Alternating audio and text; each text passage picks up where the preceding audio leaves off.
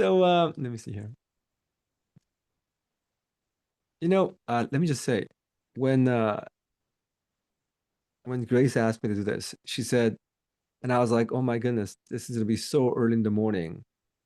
And Grace said, "Do you love God more than sleep?" Oh, she didn't say that. I'm just joking. She actually said that maybe you should record this thing, and I was like, "Oh, you know what? I think better than recording it, I think it would be beneficial if I do this live." And I'm trying to figure out if I'm gonna regret this or not because it's quite early.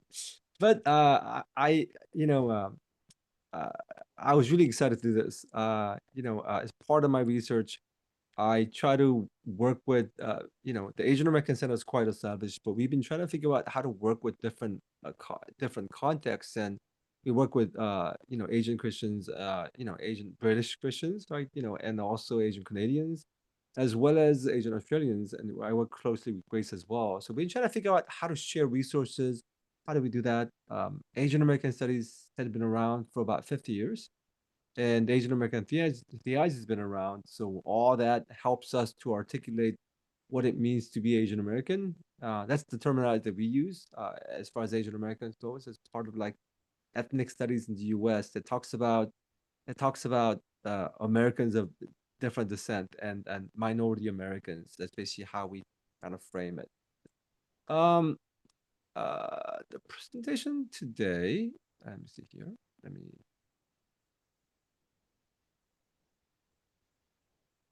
So mostly what I do, let me go back. So mostly what I do, what I've become kind of famous for, is uh, is articulating what Asian American context looks like. And in that sense, I think I've helped and work with other people who like do similar kind of work in like Australia and like with Grace and also with folks in like Canada and also UK as well. But I sort of kind of share my story a little bit because I think that would be helpful to understand like where I'm coming from because a lot of you don't know what I do and how I got here. I kind of grew up, you know, um, just with a lot of the resources.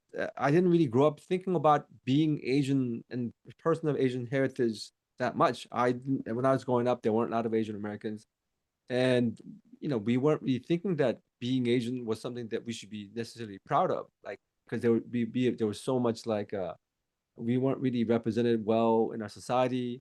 So it was something that we kind of like felt like we should kind of like get over somehow, in a sense, right?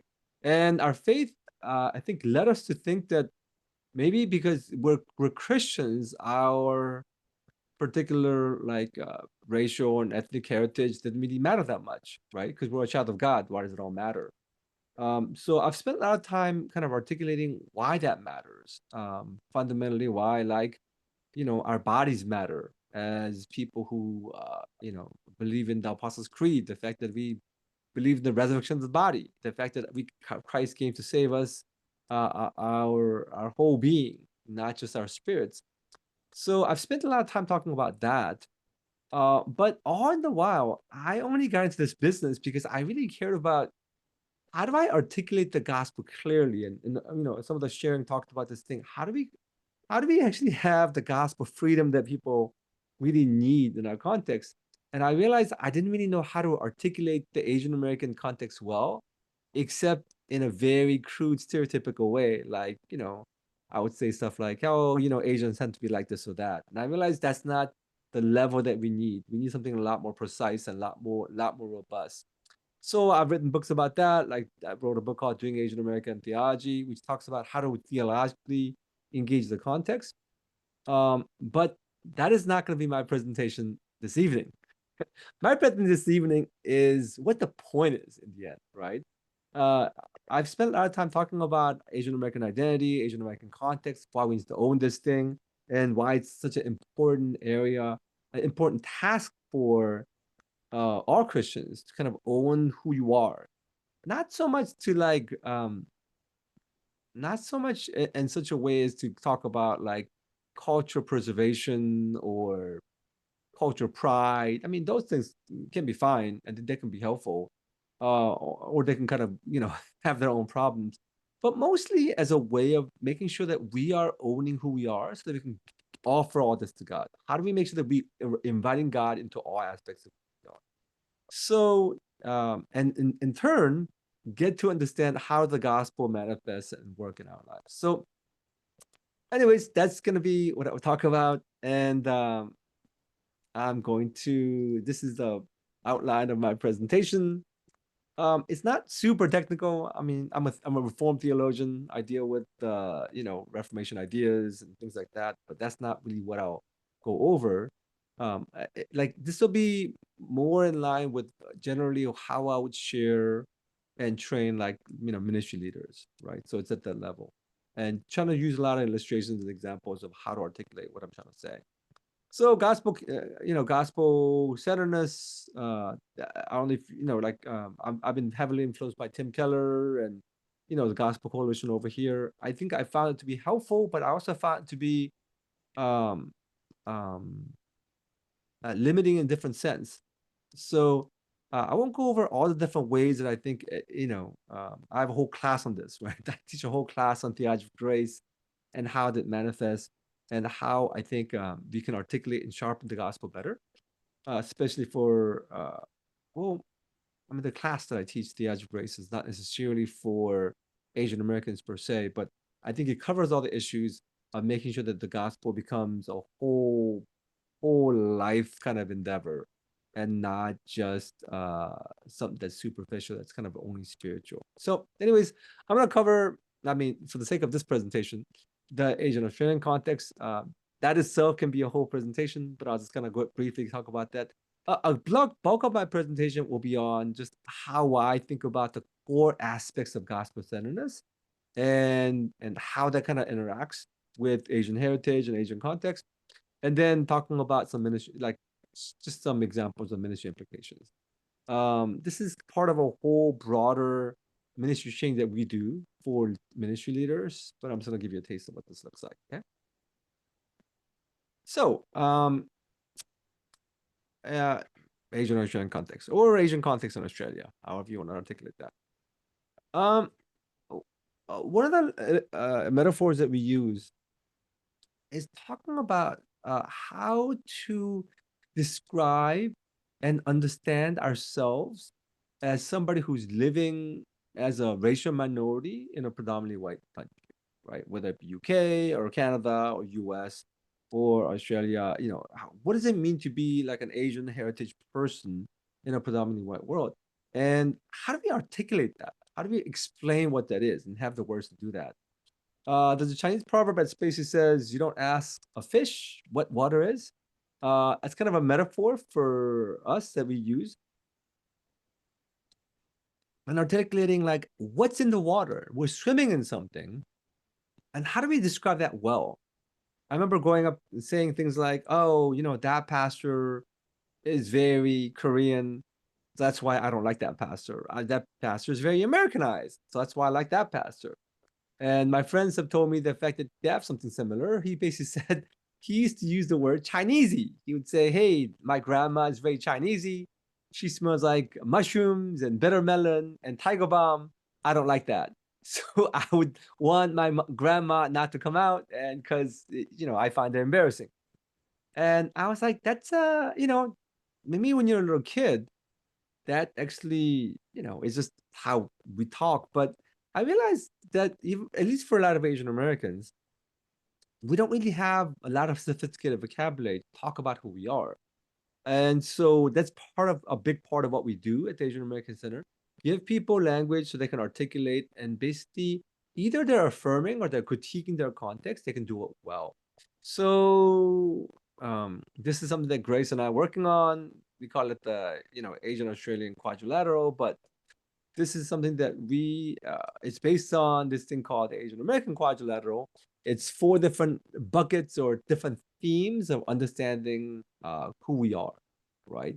Whether it be Asian heritage, whatever your ethnicity may be, migration experience. Along with migration experience, I mean, all migrants actually coming from, different places, they have very similar experiences of acculturation, enculturation, generation of conflict, and things like that. what does mainstream Australian culture feel like, and how does that become part of who we are? And then what's the way in which we are racial minorities, and what's the racial experience of what that looks like, right? Um, and in the US, we talk about the American culture, obviously in UK they talk about the mainstream British culture. That's actually, and they are slightly different, but the theme generally we found to be pretty similar. Even if we have people who are, like Sri Lankan American, you have Indian American, you have like, people who are Vietnamese American, they have similar themes. So we realize there's a way of talking about these things in a way that helps us to speak a common language and also shares tools, even though we might have very different ethnic heritages. Once again, the goal is not to sit there and learn about all these different things. The goal is to figure out, how does this give us a way of engaging different parts of who we are with the gospel? That's the fundamental goal. So that's basically how we started out. And actually, this is the only reason why I really thought about the Asian American identity. I don't actually think that, from my perspective, I always tell students, I say, every fall quarter, when I have student orientation, I always get up there, and because I'm representing the Asian American Center, I tell people, look, I am not your mother, I'm not your grandmother. I don't care what language you speak. I don't care who you marry. I'm not trying to make you more Asian. I think that's the perception that people have, that I am here at the Asian American Center trying to make people be more proud and make them more Asian American, or make, affirm and accept their Asianness. And I tell people that's not necessarily what we're after. I think what we're after is for them to be more aware of who they are and bring God's peace and shalom to all aspects of who they are, and bring God's rule and reign over all aspects of who they are. And that's a slightly different thing than talking about like how do we become more proud of our ethnic heritage or whatever, right? I think sometimes you get hung up on that, but I don't think there's actually a command that says I should be more Chinese. It just there just isn't there. Although I think sometimes some parents might want something like that. It's just not there in scripture. It definitely doesn't say you should be more white or whatever, or being Christian means that. But it's a way of kind of saying, how do we bring all of ourselves into God's presence? And I think the question is, how do we really have offer and invite God's transformative power in all aspects of who we are? Because it's very difficult to do that.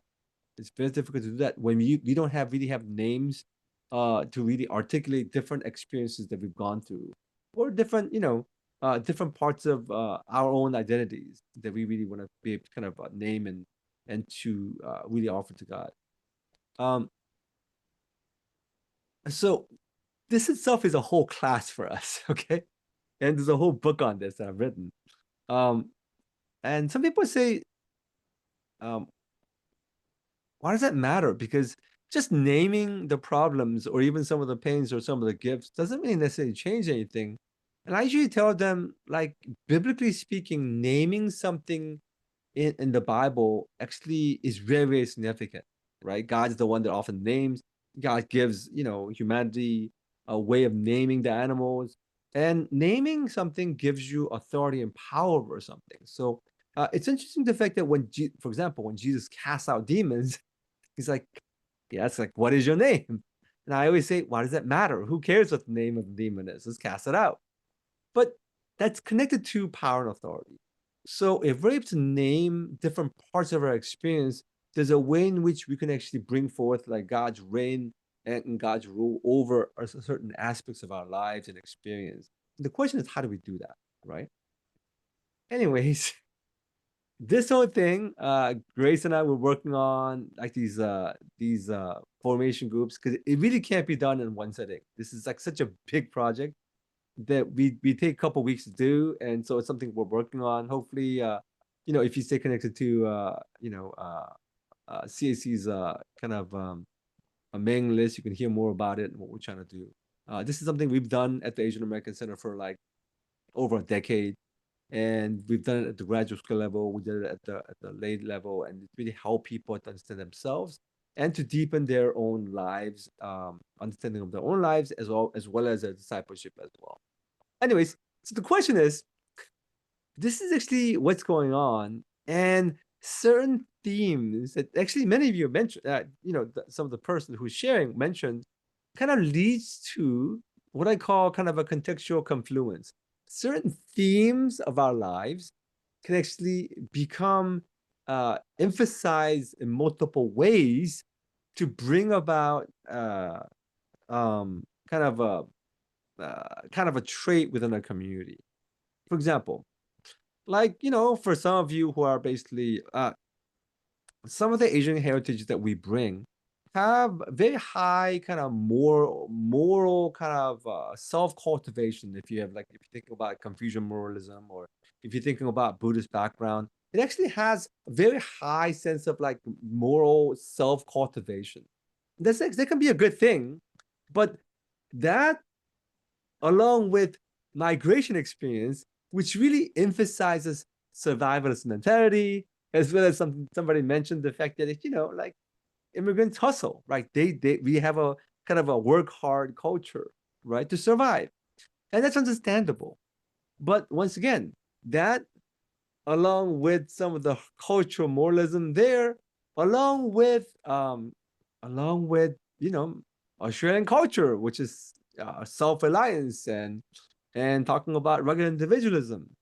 And along with that, the racial pressures of making sure that you can survive in a predominantly white nation. So all these things kind of work together to create a context in which you're really working hard. And that working hard, the overperforming idea, can actually create kind of a very difficult context in which some of the gospel elements can actually flourish, right? Of course, we have wonderful gifts in our community as well. I think it's really important, effective. We see the various dimensions, but when a community is under a lot of pressure and stress, especially as a racially minority community, you actually end up you end up having certain traits that actually becomes more accentuated, that actually ends up being more out of like survival and kind of reaction to the pressures, rather than something out of generosity in a sense, right? It's hard to be creative and flourish when you're trying to survive, right? Whether because you're a minority, or whether because you're literally just trying to survive because you're a migrant, and you're generationally trying to figure out how to provide for yourself in a sense. And this idea of whether it be cultural moralism or survivalist mentality or racial pressures to overperform, they can actually impact how we think about God in the church as well. Not only in our families, but also in our church as well. So that is part of the challenges. Now, I've only talked about one particular strand of contextual confluence. Obviously, there are other aspects of it, but I want to talk about this particular strand that gets emphasized, and that really pushes people to think about how they would perform more, right? And kind of, to some degree, kind of overperform in a sense. Like in the US, we would call that like modern minority pressure, because we're trying so hard to perform.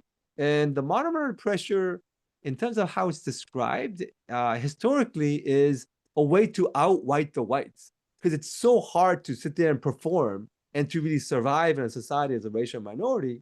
And we also have cultural traits that help us to work hard. And so that gets emphasized and accentuated in multiple ways.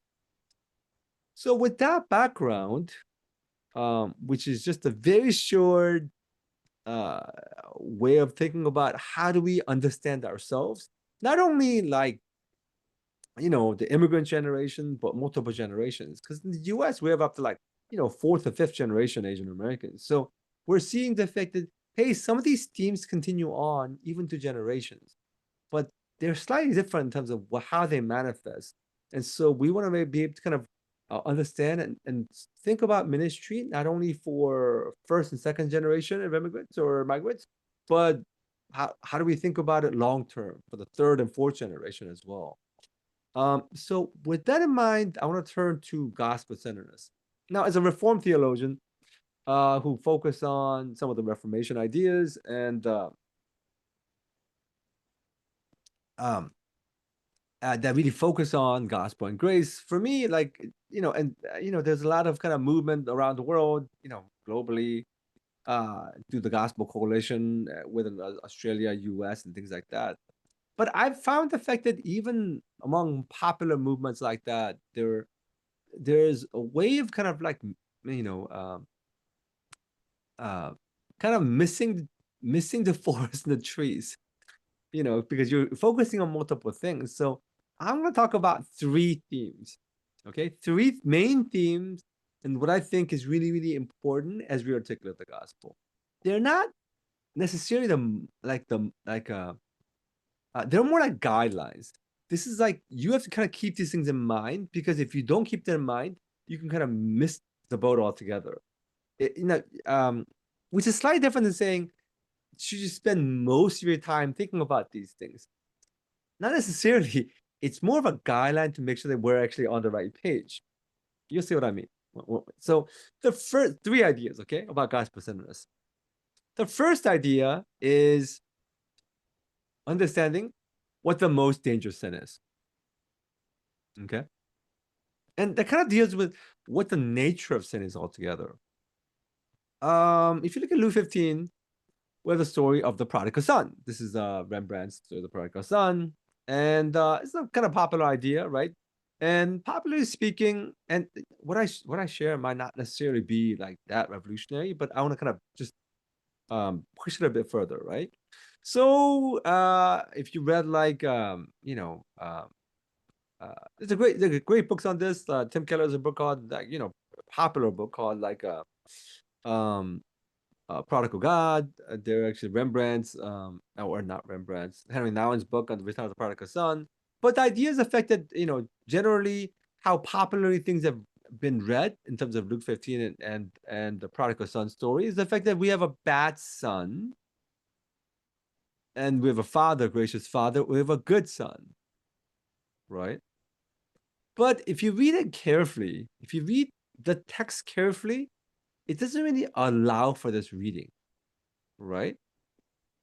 Because the bad son basically says, Father, you're as good as dead to me.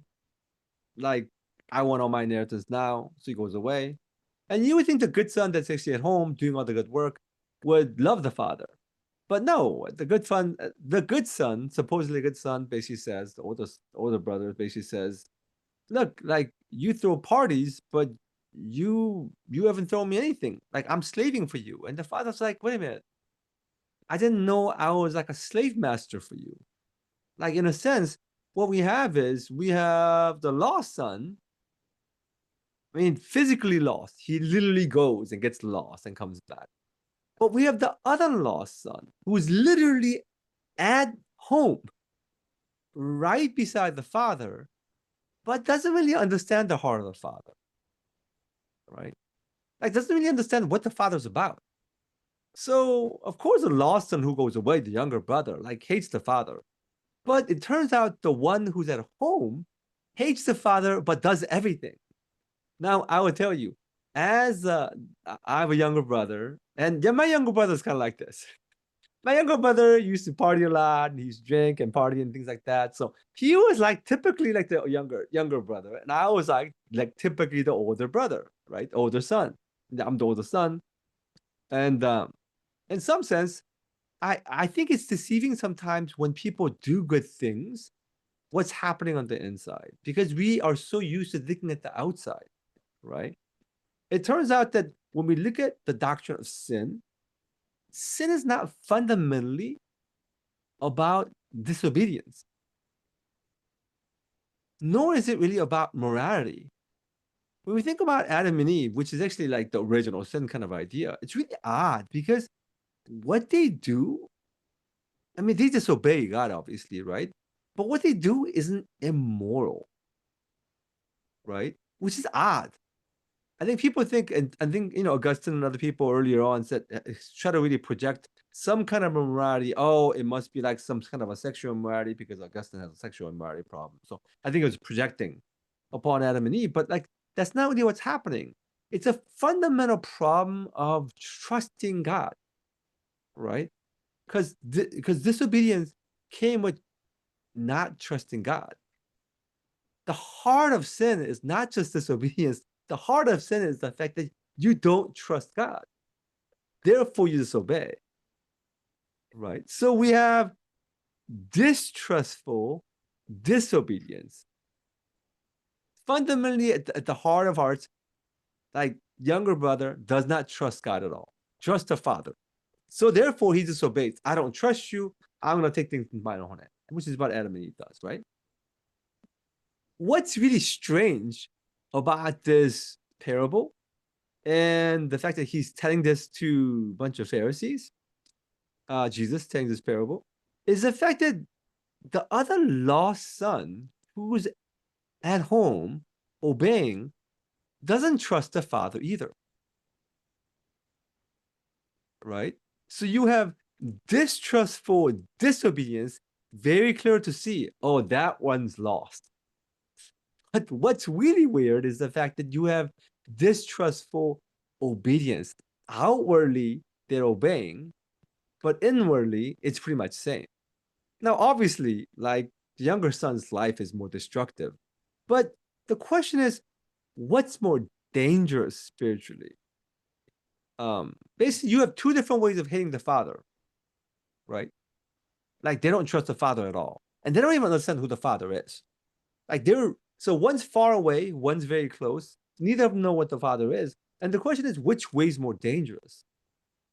This is actually just coming out of like, like some of the more key Reformation insights about and how the Reformation started which was realizing, wait a minute, like, and if you want to know like theologically where it comes from like, Martin Luther's Heidelberg Disputation, where he talks about the fact that one of the most dangerous sins is good works without faith. Because outwardly doing good things without understanding fundamentally what this whole thing's all about. So basically, Luther says one of the most dangerous things you can do is to do good things and misunderstand what they are. Now, what I want to say is that when you want to understand what the gospel is really well, of course we're trying to get people to love God and to obey and everything else. But what we should really be careful about is this idea. What are the most dangerous idols? They're godly things. What I mean is that when you have anything of God that's supposed to, be godly things, when they become separated from God and become independent from God, they become dangerous idols in place of God. Like the weird thing is that when this happens, because they're godly, no one suspects that such a displacement, such an exchange, has occurred. And so the illustration we have in mind is the fact that when a pastor makes ministry into an idol, like you're like, how can ministry be an idol? I assure you they can. Because when you get your worth and when you get your ultimate significance from ministry. But the weird thing is, ministry is so godly. When that happens, it's very difficult to catch something like that, right? Because you realize, wait a minute, like, and this has happened when you take a sabbatical, or when you don't know how to take a sabbatical. Now, I'll tell you, a lot of pastors, when they take a sabbatical, they get lost. They feel like they're lost because like, what am I doing with my life? Like they just feel like, or they never take a sabbatical. They're like, I must be essential. And I tell people, one of the reasons why sabbaticals are Sabbath is fundamental to Christian life is the fact that we know we're not God. And these things that we do aren't supposed to replace God, right? So sabbaticals for pastors, when they take them, when you realize, oh my gosh, actually, I feel like I'm nothing when I'm doing when I'm not doing ministry. But that's the very point. Your identity doesn't come from ministry; it comes from God. So when you get so much worth and meaning from ministry, it's become like an idol in place of God. Or like I tell people, like one of the ways you can kind of tell when prayer has become something slightly different than what God intended is when people say stuff like prayer works. And I always say, what works? Oh, prayer works. I'm like, wait a minute. What do you mean? Like prayer is not voodoo. It's not some spirit superstitious chant. Just because I do something, it doesn't mean it's gonna happen. you can say God answers prayer, but saying prayer works is a pretty serious misunderstanding of how this is happening, right? Like, because the prayer is not a thing in of itself apart from God. It's just us asking God, right? So there are slight things, but you realize some people, it's very easy in ministry to start replacing these things for God. Like for people who, I mean, I've met people who love the Bible, but something is definitely wrong because they're not becoming more loving people. Like somehow biblical knowledge is actually working in such a way so that they love the Bible, but they're not meeting God in the Bible, right? Or spiritual practice when they become oppressive and it's not leading to kind of connect to God. How do we make sure that these things don't happen? And as far as kind of being gospel centered, this is one of the most significant insights that we have to think about and saying, what are we trying to do? We're not necessarily trying to get them to do godly things. All these things are a means to an end. They have to connect to God. If they're not connected to God, they're going to start having a life of their own. And when they have the life of their own, they become the most dangerous idol. This alone will help us to evaluate our ministries and saying, what are we really doing? Are we focusing on Christian morality and saying that that's actually more important than God? I mean, this is actually very common in the US right now. It's just by saying, hey, this is actually what we're talking about. We want Christian morals in our society. I'm like, well, but Christian morals, they don't have a meaning without God. We have to make sure that they're connected to God. They're a manifestation of the Spirit. So we want them to obviously live it out. But we don't want to emphasize these things as though like legislating them is going to help, right? So that's the first idea, right? It kind of, this is what I'm saying. Like, it's not like you obsess about these things, but you need to make sure that you actually have this as a check to make sure that how we think about ministry is actually connected to God and not become having a life of their own after a while, right? So, first idea, right? It kind of, I think about like Four Loves, right? Like, by C.S. Lewis, he's talking about how when love it becomes a god, it becomes a demon. Something very good. When it becomes the ultimate thing, it becomes something demonic. And what I'm saying is, even very godly Christian things, when they slightly end up becoming a thing apart from God, having a life apart from God, it becomes very dangerous. 2 Corinthians 11:14 talks about the fact that even Satan disguises himself as the angel of light. Good things, right? Light's good. Angel of light, who doesn't want that? But how do we discern and make sure that we are attending to God and not just godly things? The godly things in themselves can actually become, like I said, very dangerous idols. Okay. That's the first idea. Second idea. When we talk about second idea is the gospel as a paradigm. Um, this is a quote by Leslie Newbegin, who was a quite famous like missionary, and he was a very famous actually. He was a bishop in South India, Church of South India for a long time, and then when he retired, he's from UK. He went back to England, and then he realized, wait a minute, like he started kind of articulating, wait a minute, like this United Kingdom, like the British society, even as a Christian nation, doesn't really understand what the gospel is. So he started writing all these different books, and he's one of the kind of like the fathers of the missional church movement, right? Thinking about our society and kind of with missiological tools. But he's the one who started saying, when we think about a conversion, uh, or even like becoming Christian, we should really think about it as not just our wills or feelings, but it's really a conversion of the mind. He called it a kind of he calls it kind of a paradigm shift, right? That leads to a new vision of how things are, and not at once, but gradually to a development of a new plausibility structure, like what's possible, what's not, what's real, what's not, right? In which the most real of all realities is the living God. So he's basically saying it's a different way of thinking about the world. Now, I'm a bit older, so I grew up with like watching The Matrix. If you're familiar with the movie The Matrix, like I used to love that movie because it was so interesting in the sense that like it's actually like, this character Neo realizes the fact that he's living in like a computer simulation, and reality is being unplugged from that world, right? And you realize, oh, I'm like living in this whole world, and how I think about everything else has changed. It's not one or two things. The reason I say this is because when I talk about the importance of like gospel message and the gospel of grace, people always think of it this way. They say, hey, you know what? There's so many different important things in Christian life: sacrificial living, love, holiness, faith, scripture, mercy, discipline, law. It's all important. Isn't idea of grace and forgiveness one thing among many, right? And I think people typically think that I am trying to make one thing, this idea of grace, into just a big thing, as though I'm just emphasizing one idea.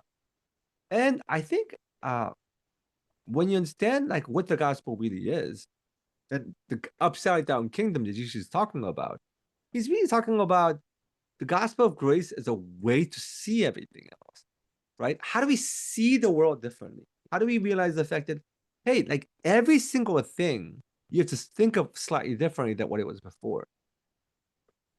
I'll give you an example of what I mean by this. Um, Generally, when I see pastors, because I interact and train with a lot of pastors, I tell people, hey, can you preach a salvation message about salvation by grace? They Most of them have no problem doing that. And that's not the problem. I tell them, hey, can you preach a message that talks about how that message of salvation by grace connects to radical living and sacrificial life? That's where the problem comes. They don't know how these things connect together. Here, they're like, well, this is all good and well. But when they talk about sacrificial living, when they talk about committed life, they kind of lose connection to this idea of us being graciously adopted, being child of God. So it's almost like they offer grace with one hand, and then, oh, okay, now you're mature enough. Let me take it away and give you the other, which is all about discipleship, law, and commitment. If you do it this way, um, our ministries will be filled with people who ultimately don't understand how to live in a gracious and free way. It'll still be very burdensome. Like it's not like a kind of a joyous life that arises out of living because because they're actually encountering the abundant grace of God. The kind of grace that Paul's talking about, where it's literally the most radical extreme thing in the world, right? So how do we do that? How do we reinterpret things in such a way so that we're thinking about those things from the perspective of the gospel? And that's probably one of the most difficult things. Not so much like, hey, if you have a have a sermon on God's unconditional love. I think most pastors can do that.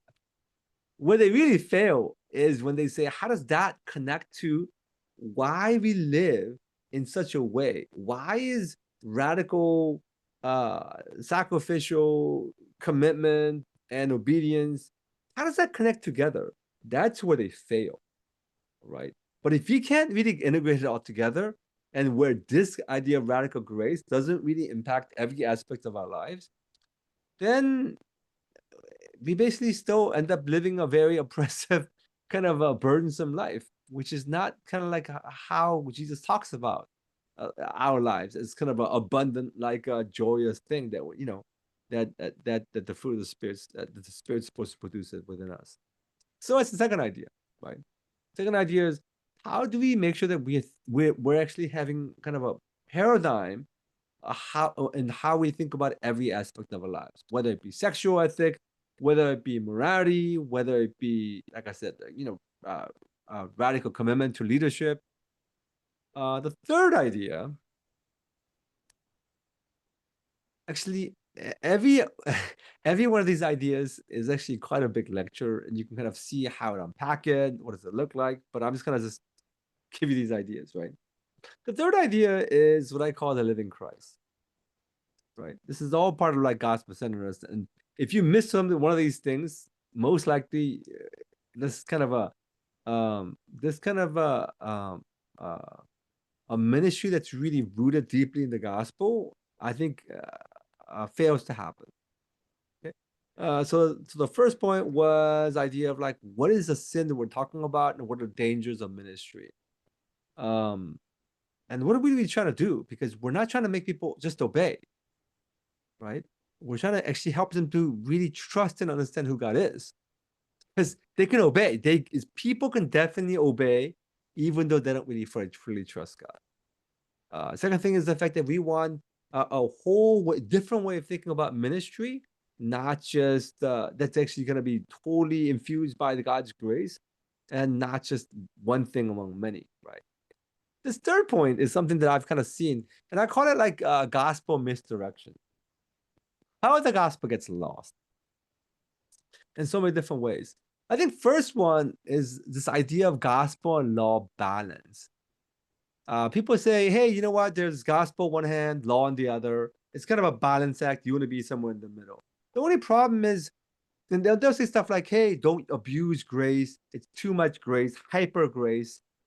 Um, the problem with this way of talking is that Paul doesn't talk it this way.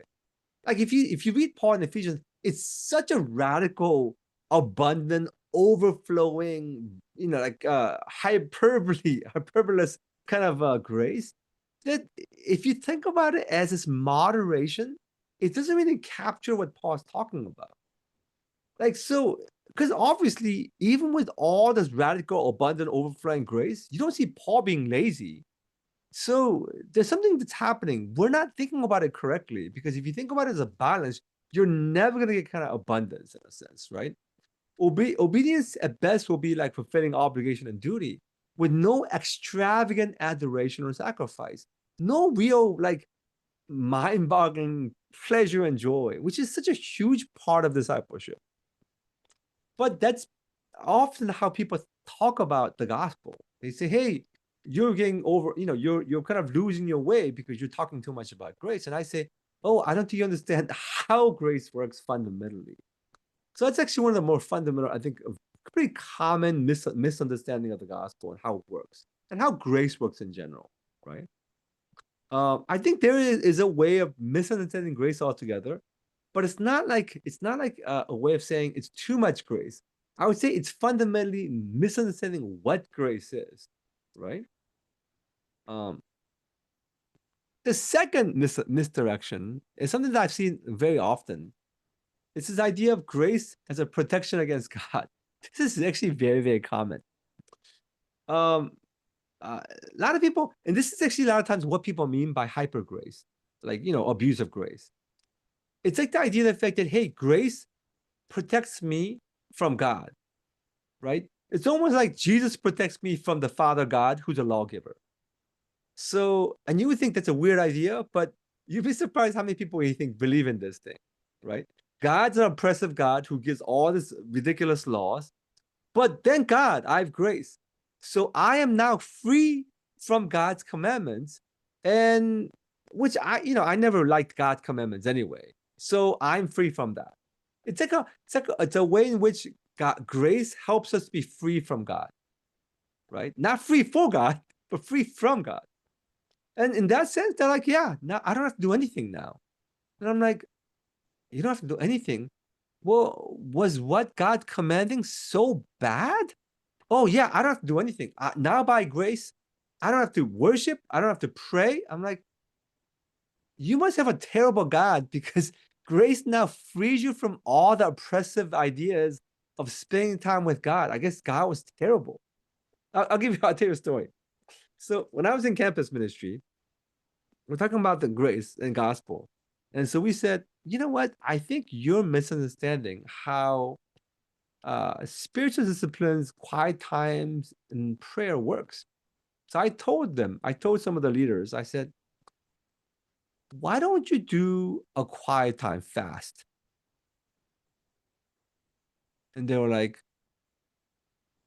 what? What does that mean? Like, how do you fast from doing quiet time? They were confused. And I said, I think you misunderstand what a quiet time is, right? And fast is like, fast is like, you don't fast forever. You die if you fast forever. So obviously, you fast sometimes to know that you don't live on food alone, but you live from God, right? God sustains you. A quiet time fast or a religious fast or spiritual fast or going to church fast or whatever helps you to realize, oh, some of these things I rely on, I'm actually using them as kind of a crutch and an idol from God, right? So it's just to see how you think about these things, right? Actually, Richard Foster is the one who gave me the idea. Like he talks about it in his one of his books, talking about John of the Cross and how dark night of the soul is a way in which God kind of takes away joy from our spiritual disciplines as a way of kind of waking us up, right? Anyways, the story is, so I'm doing a quiet time fast with these college students.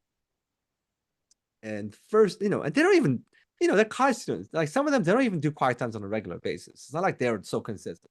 Anyways, but they were intentionally not going to do it, right? For like a week. For 1 week, we're not going to do any quiet time. We're not going to pray. We're not going to pray for meals. We're going to think about God, but we're not going to we're not going to do these things. First day passes, and one of the students said, first day passed, I was okay. Second day passed, and I started becoming anxious. And third day passed, and I got scared. And I was like, Tom, what are you scared of? I was like, I felt like God was going to get me. And I was like, what do you mean? Because I'm not doing what God wants me to do. He's going to get me. I'm like, you're not sinning. Like, I'm like, you're just doing a fast to make sure that you are hungering after God and not, not doing quiet times just because it's an obligation or whatever. He goes, well, by the fourth day happened, I really couldn't. I was so scared that whenever I was driving and doing anything else, I had to do my quiet time. And I was like, Tom, you barely even do them in the first place. Like, if you're gonna protect yourself from God to do quiet time, how long would your quiet times have to be, and how consistent would it have to be? And why do you think quiet times is the way to protect you from God? Like, that's a bizarre idea. So there were some students when I've done this, some students who couldn't do it. They were scared to not have a quiet time fast because they thought that God was gonna get them. And I was like, that's a weird idea. So you purely do this thing to protect yourself from God because that's gonna come get you? I was like, that's a really bizarre, like, it's kind of an oppressed way of thinking about your time with God. Your God isn't very good. Your understanding of God isn't very good. So there was those kind of students. There was another kind of students who basically said, who basically said, um, I love not doing quiet times. I don't think I'll ever do it again. And I was like, you love not spending time with God? You don't miss God? Goes, oh no, I don't miss it at all. If I don't have to do it, I'll never do it. And I was like, you must have a terrible God because you don't want to spend time with God at all. Like, you don't like God at all. What I'm trying to say is that quiet time fast reveal the fact that they use grace as just a protection from God. They never liked God. They never understood who God was. It reveals something, even though they were doing something, right? They were doing these quiet times, both of them, but both of them misunderstood what this whole point was about. They never got beyond the quiet time to God, right? And a gracious God at that. So the last thing is what I call gospel-centered legalism. I'm gonna try to wrap this up because I realize I'm going a bit long. So gospel legalism is basically, I find this more in some of the reformed theological circles, your kind of reform bros, theology bros in a sense, where people get obsessed about like these terms, justification or gospel centeredness and Christian worldview. People love discussing gospel, theology, doctrine, but you realize these people don't have desire to pray, worship, adore, or enjoy God. Like, in a sense, the language of gospel centeredness is what they end up like getting hung up on, right? They forget the fact that in the midst of all this, the point is the fact that we get to the living God. Right? This is actually Jesus from the chosen, right? So how to make sure that we understand the gospel is about a gracious God, not necessarily grace, but the gracious God. So I'll kind of wrap up here and talking about the ministry implications. I think the idea that I talk about in ministry sometimes is how do you have gospel for elder sons? That's so common in the Asian American context or Asian context, right? How do you get beyond obedience to the place where the people can actually understand who God is? So one idea that I kind of use is, you know, a lot of people love God, but do we like God? It turns out that sometimes liking God is harder than loving God. I know plenty of people who love their parents. They're like, oh, I love my parents, but I don't really like I love my dad. Of course I have to love my dad. He sacrificed so much, he worked so hard, but I don't really like him that much. And I'm like, that's weird. Do you like God? Do you love God that way? Of course I love God. I have to love God. But I don't really like spending time with God. And I would say, I mean, people wouldn't say that, but I think that's part of what the problem is. Sometimes that's what's happening underneath. How do you get to a deeper transformation? Right. Um, I think sometimes people think the greatest commandment is serve the Lord with all your heart and all your soul and all your mind and all your strength. Right. And I'm like, wait a minute. It doesn't say serve or even obey. It says love. And the question is, what is love? I think we can think about it this way. This is the last slide I have. We can think about love this way. Oh, love is just a feeling, right? Just emotions. We really need to obey. It's proof of love. And biblically, there actually are examples of this way of thinking. What I want to say is often, because sometimes like obedience in the Asian context is very deceiving, right? It can be like people can obey and it can be mere impersonal compliance or obligation. What's really difficult is the love, the all-consuming covenant of affection, where we say, "Oh, I want to obey." So fundamentally, what we say in the end, like when we talk about ministry, is that we want to grow people that love God and love loving God, right? That obey and love obey, and they trust because they love to trust. If we can't get there, then once again, getting back to the first slide, externally things look good, but they're missing the whole page altogether, right? So with that, I will stop and see if you can. Oh, here you go. Oh, here we Yeah, go. yeah, here you go. Good, good, good. I see a question. Do you see more similarities between Asian Americans, Australian Asian contexts? You notice. Okay. So this is the question about context, right? Um, I think um uh there are actually a lot of similarities between people who are you know um Asian British, Asian Canadians, Asian Americans, and Asian Australians, right? So in terms of like the kind of things that we're all kind of negotiating and dealing with, there's a lot of similarities. I think a huge part of what's different is some of the demographics and history, right? And societally, how like the different nations kind of deal with things. I mean, just flat out in terms of like migration history and how many like um what the demographics of the Asian population itself is very different because US had like civil rights movement. We actually we're a lot more obsessed about race in general.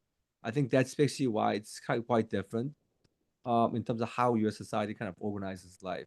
But I think part of what I'm trying to do is figure out in what sense are they different, in what sense are they similar, because you might have family in different places, and I think I've noticed the fact that um like I'll give you one example, right? Like in the US, one of the biggest like racial like or societal tension is between like a white and black historically, right?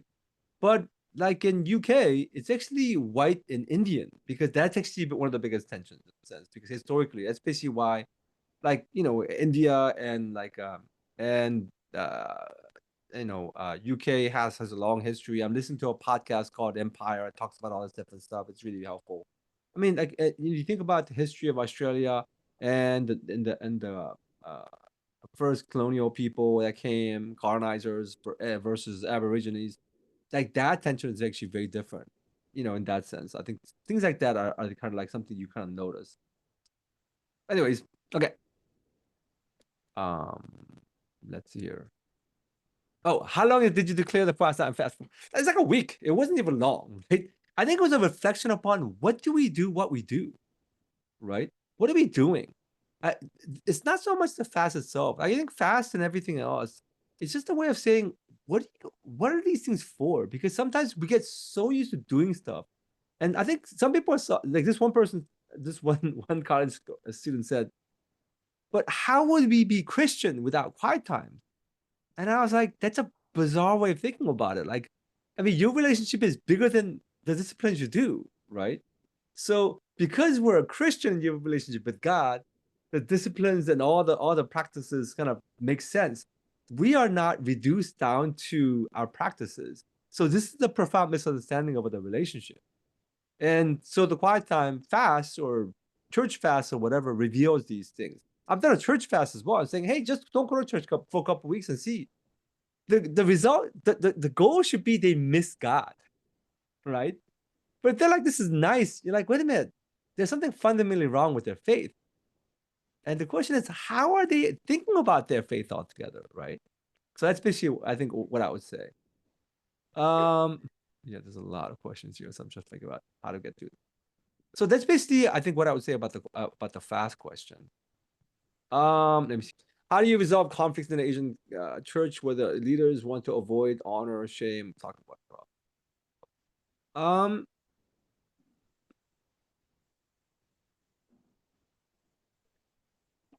Think about exactly how I address this. Well, I mean, because the US, right? There are, multiple generations and different church plants. So there are many church plants that we just, you know, we don't deal with like the immigrant generation. And so there's a pretty wide range of ministry context, which is actually generally what I encourage out. This is kind of a side and not an answer, right? But one of the things I say is like I think on the long run, uh, you as a context is gonna have to have different kind of churches, right? Some churches where they will have like generations together, other church plans that are just gonna be by themselves, right? In a sense, because there's limitations to how far you can work together. If you don't do that, you try to keep the second generation and lose the third generation as well. This is such a common experience I see everywhere, like literally, like globally. People try to sit there and keep and try to work with, and culturally it's so different. I'm like, well, given this thing, how far can you work? And the question is, how do you think long term and broader? Like think decades, right? Because nobody thinks that way. Everybody thinks like a couple years. And what ends up happening is you lose like the whole generation and the one afterwards. And this is basically why so many of the people in the US, they just start planning church plans and saying, how do we have different kind of church plans? And actually, for even other churches to realize the fact that you need these different kind of church models altogether, right? As far as the particular idea of resolving conflicts, I would say, the tool that I use is generally idea of how do you build trust and how do you have like, good cultural kind of attachment in a sense, right? Because it's really difficult to do that. And it's difficult to do that when there are a lot of pressures from outside. It's difficult to do that when people are just on survival mode. And so that's not necessarily cultural only because we tend to think, oh, this is a cultural problem. I'm like, well, is everybody healthy? Do they have room to think about these things? If they're literally on survivalist mode, they're not going to have any room to talk about anything. Like, for example, like when you are functioning um, in kind of a survivalist mode that a lot of immigrants are or migrants are, you can't talk about difficult stuff. You have no room for that. That's like a luxury. So in that sense, you become more empathetic and realize, oh, that's actually quite difficult to do because if the difficult topics come and you kind of fall apart because they're very difficult and you can't process it all, how are you going to function next week, tomorrow even? So I think you have to figure out how do you become healthy overall and have space for that. Some of the difficult questions are just too hard because we're as a community, you're not there. You like if you're barely surviving, if the people are literally barely surviving. Now, if they are doing well and it's not happening, then obviously we have to talk about slightly different things, right? But I think that's one of the things I'll say. That there actually there's more broader communal collective problems that we have to address, and it's not just purely because of shame or dishonor. I would say. I mean, it could be, but I want to make sure that we're using different. The reason why we talk about four different paradigms or four different quadrilaterals, is to make sure that we address uh, different things that we see and experience from different angles, and not just from the angle of Asian heritage only. It might be a migration issue, it might be a racial issue, it might be just how we think about, like, how some people are internalized and normalize mainstream Australian way of doing things as a norm or as a Christian way, and that might not necessarily be the best way. So I'm not sure if that help is this that helpful, but I'll kind of move on to the next question. While working with Asian Americans, have you done any work fostering intercultural ministry, such as first generation serving with? Okay, same question in a sense. Um, yes, the ones that do it well, um, the ones that do it well, I think ends up really having a lot of, like, relational capital, relational building. But there's a limitation to that, because if the person moves on, it doesn't mean necessarily the ministry will have continually that. It's like dependent upon individual relationship, individual relationships you can build. I think that's actually probably one of the best things you can do. It's just that I'll tell you two different examples. One example is a church that basically ends up working really well because they have the senior pastor of the first generation migrant, ends up being very generous and kind of and in terms of kind of a full partnership with the second generation, right? So it works out. That's one model. This other church, it worked out until the senior pastor retired. They got a new senior pastor, and now the second generation is gonna have to be kicked out because they don't want that. So the whole thing was just on relationship only. Structurally, they end up having other problems because when the pastor moved on. So the question is, how do you do that? I've seen examples of that work being done, but it's really full commitment from both sides. And I'm saying the fact that that this is something that's gonna be a common kind of a commitment from both sides, especially from the first generation, or whoever has the most power in a sense, right? And often it's the first generation, if you have only first and second generation, right?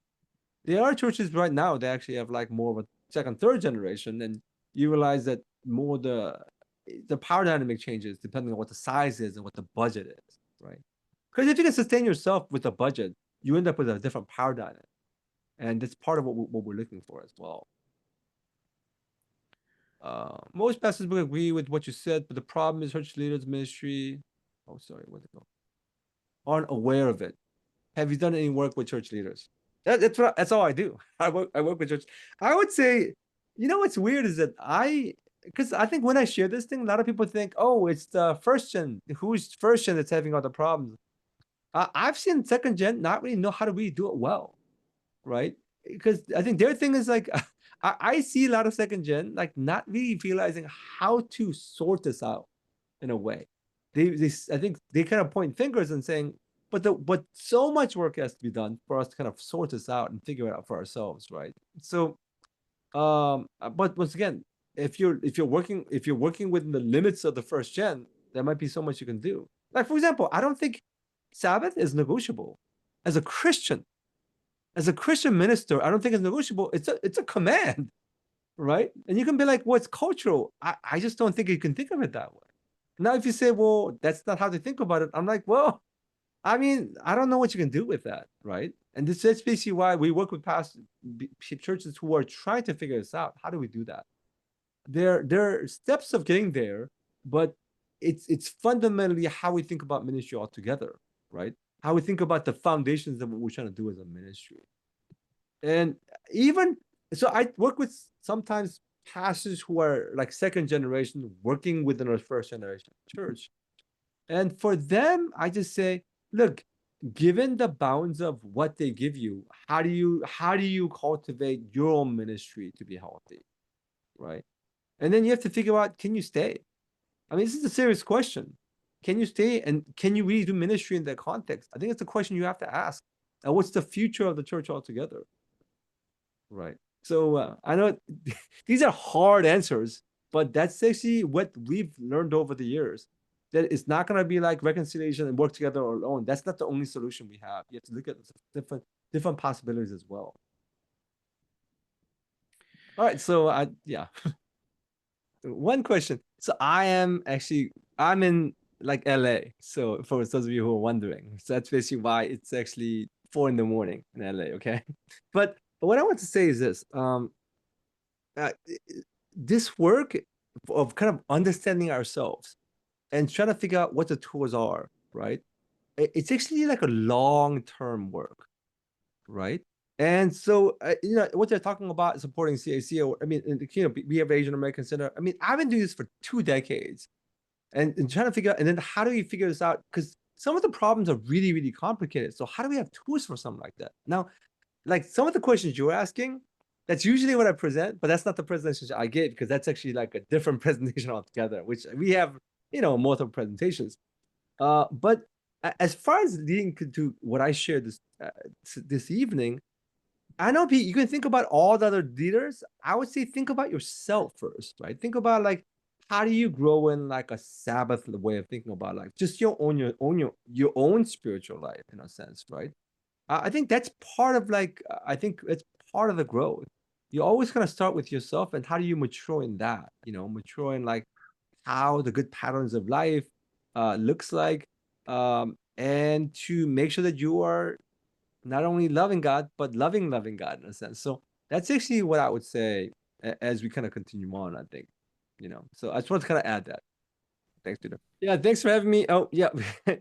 Yeah, and also I didn't want to give the impression of the fact that there's no point in working with different generations. I'm just saying there are multiple models. I think sometimes we get stuck in one model, and I'm like, I think that's not possible.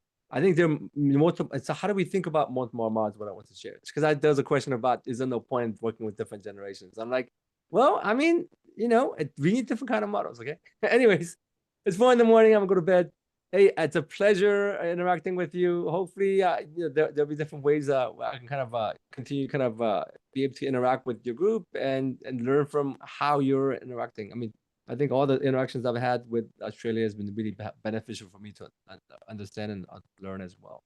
So, thank you so much. Hopefully, we'll get a different occasion to connect with you. Bye.